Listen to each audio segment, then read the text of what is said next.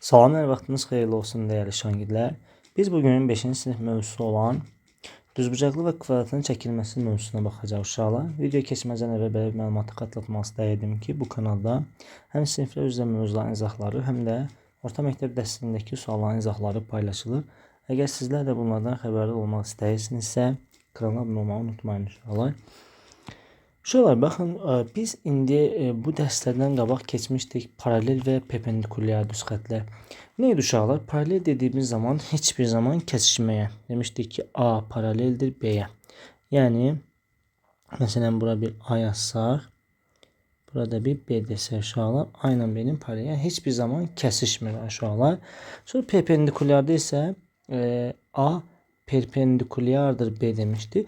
90 dərəcə altında kəsişən xətlərə isə perpendikulyar xətlər demiş uşaqlar. Burada 90 dərəcə şərti olacaq uşaqlar. Burada biz indi düzbucaqlı və kvadratı çəkərkən uşaqlar, biz burada paralel və perpendikulyar düz xətlərdən istifadə edəcəyik. Yəni, necə etməliyik uşaqlar? Təbii ki, biz məsələn düzbucaqlı və kvadratın daxili bucaqlarının hər biri 90 dərəcə olmalıdır.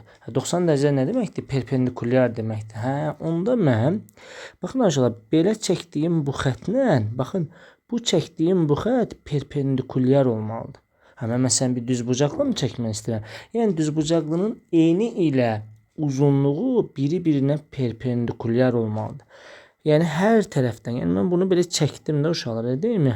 Və uşaqlar, qarşı məsələn, baxın, A, B, C, D dedik, elə deyilmi? Bunların hər biri 90-dır. Bu 90 nə deməkdir?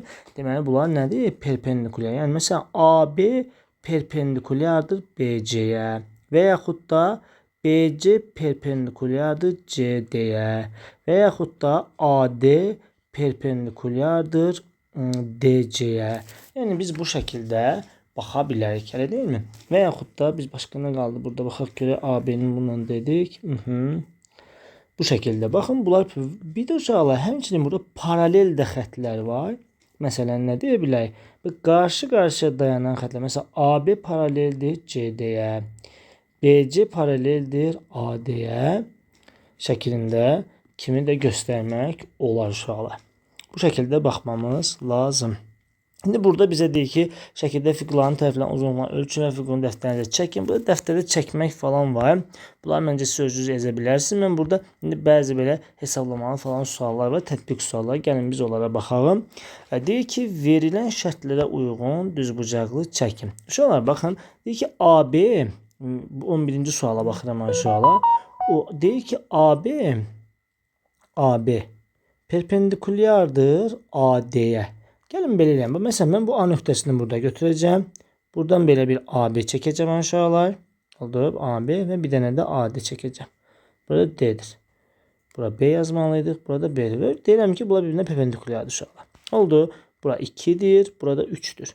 Və sənə deyir ki, düzbucaqlı çək. Onda mən belə bir uzadaram.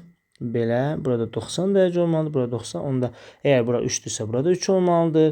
Bura 2-dirsə, burada 2 şəklini alacaq uşaqlar. Yəni, biz bu şəkildə baxa bilərik. İndi sonra bizə deyir ki, B variantında, 11-in B variantına baxsaq uşaqlar. 11-in B variantına. Deyir ki, KL 4-dür, MN 4-dür. KL ilə MN paraleldir. Baxın uşaqlar, baxın, KL-i belə çəkəcəm.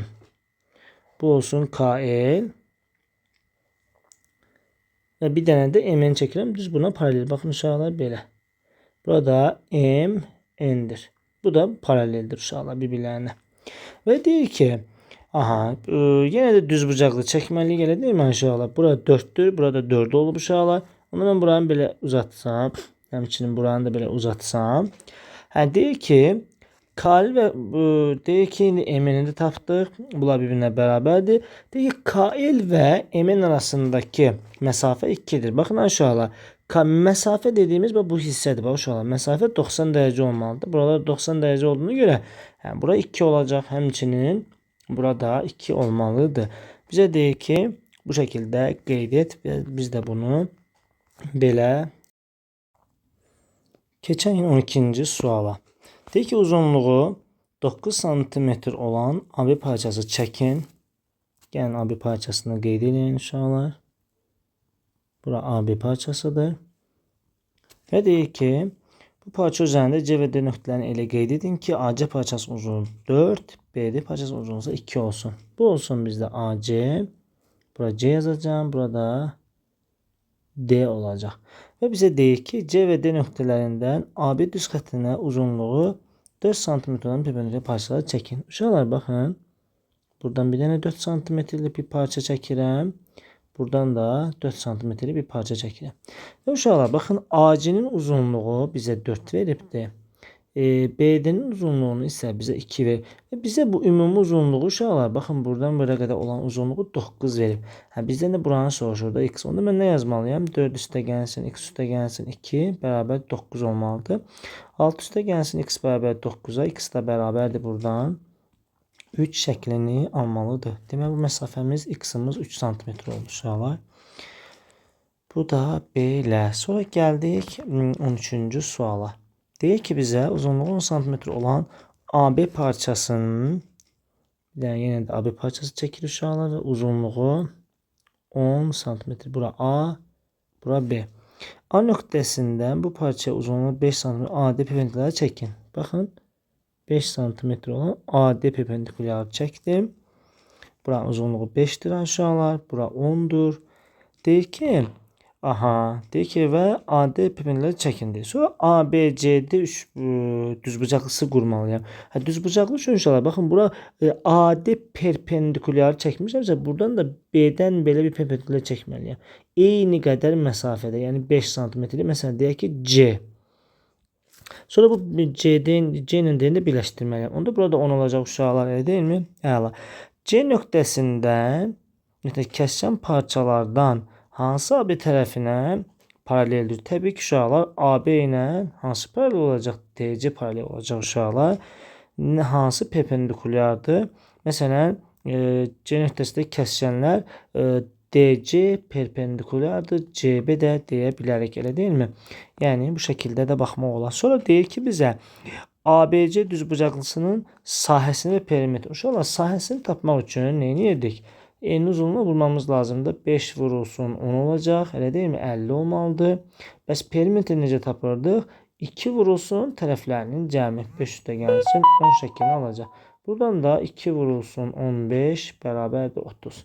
Perimetrimiz 30 olacaq, sahəmiz də 50. Mövzumuz bu qədər uşaqlar. Ümid edirəm ki, video sizin üçün faydalı olar. Videonu bəyənib kanala abunə olmayı unutmayın uşaqlar. Sağ olun.